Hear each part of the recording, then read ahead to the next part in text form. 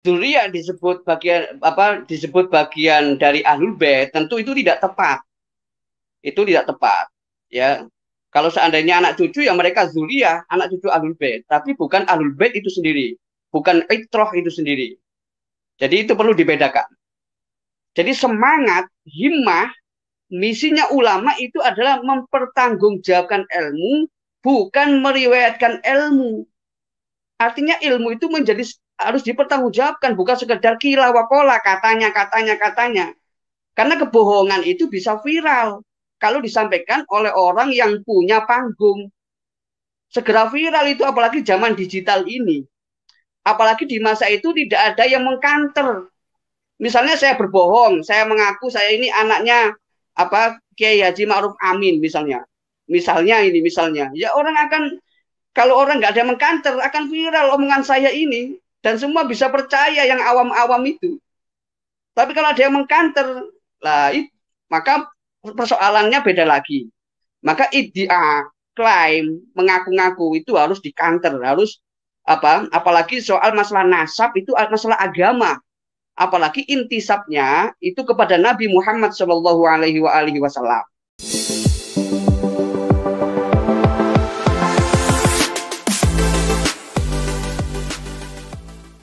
Assalamualaikum warahmatullahi ta'ala wabarakatuh. Dr. Ribut Nurhuda, seorang penulis buku berjudul Ahlul Bait, mengatakan dzurriyyah atau cucu Nabi itu bukan Ahlul Bait, tidak menjadi bagian dari Ahlul Bait. Keduanya dikategorikan secara terpisah, yakni dzurriyyah Nabi merupakan kelompok tertentu dan Ahlul Bait juga merupakan jenis kelompok khusus. Menurut Dr. Ribut, yang benar adalah dzurriyyah Nabi itu merupakan keturunan Ahlul Bait itu sendiri. Jadi cucu Nabi yang tersebar sekarang di belahan dunia itu adalah keturunan Ahlul Bait, bukan Ahlul Bait itu sendiri. Nah, selengkapnya teman-teman kita simak penjelasan Dr. Ribut Nurhuda mengenai Ahlul Bait dan keterkaitannya dengan polemik nasab orang yang mengaku sebagai cucu daripada baginda Nabi. Nah, ini dia teman-teman videonya. Ya, kalau dzurriyyah disebut bagian dari Ahlul Bait, tentu itu tidak tepat. Itu tidak tepat, ya. Kalau seandainya anak cucu yang mereka dzurriyyah, anak cucu Ahlul Bait, tapi bukan Ahlul Bait itu sendiri, bukan itrah itu sendiri. Jadi itu perlu dibedakan. Ya. Tidak termasuk Pak Yusuf. Ya. Oke, jadi kalau umpamanya ini ya, dzurriyyah bisa disebutkan bahwa dzurriyyah adalah cucu dari Ahlul Bait. Itu lebih tepat begitu ya. Tapi bukan termasuk di dalam Ahlul Bait begitu. Oke, iya. Iya, lebih tepatnya dzurriyyah itu adalah ya dzurriyyah Ahlul Bait. Kayak Quran aja menyebutkan ya nisa'an Nabi.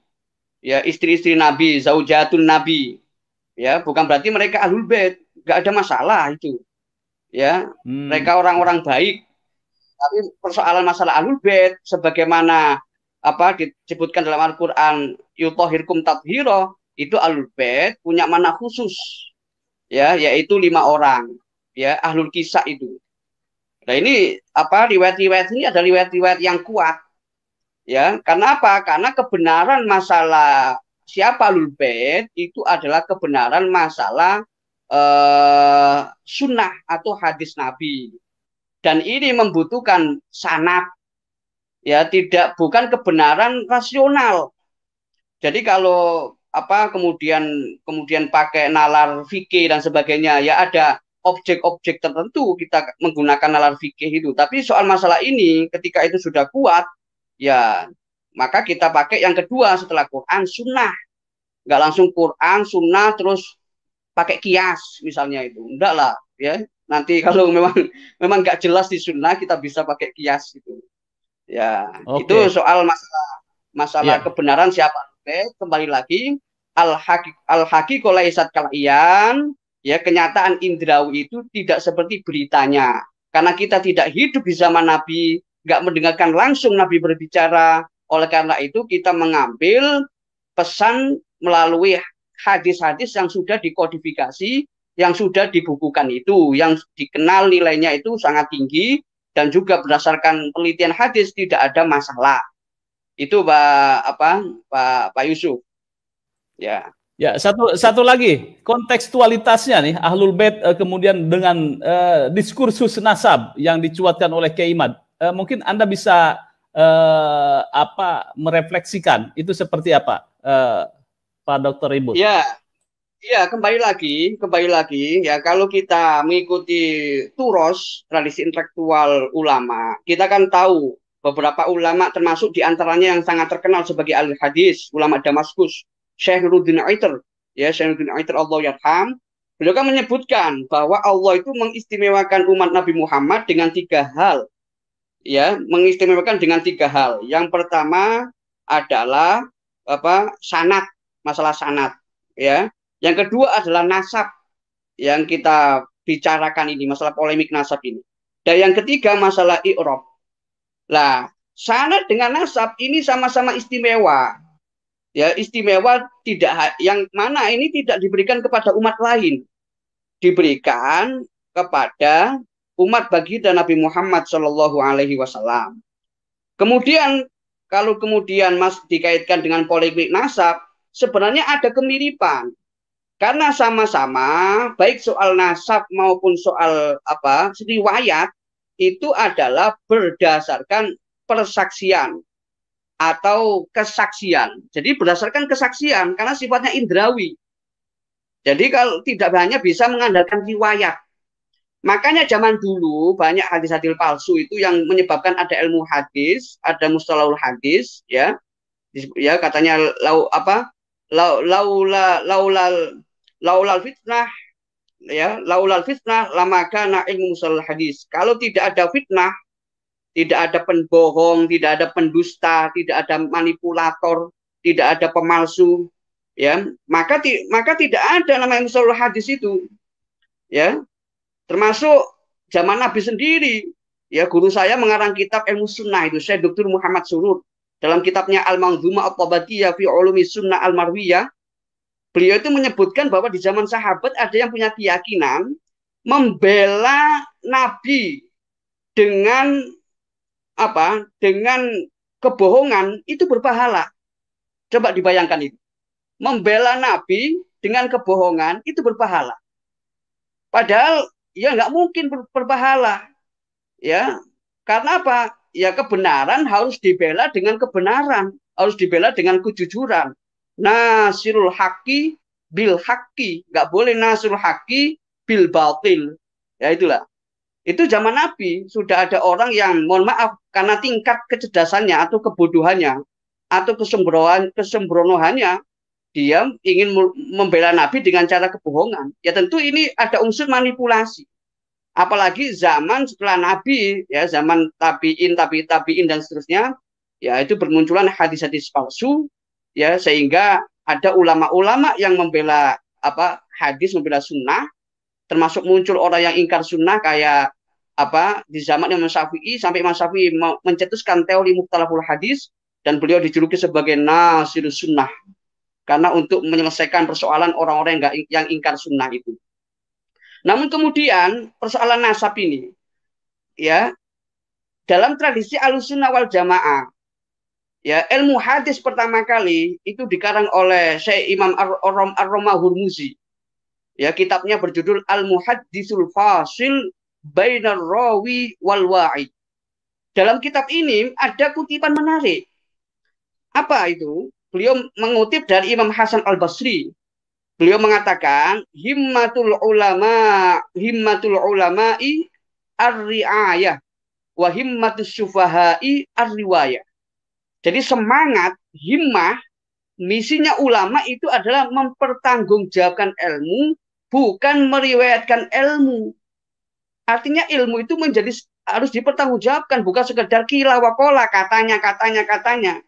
Karena kebohongan itu bisa viral kalau disampaikan oleh orang yang punya panggung.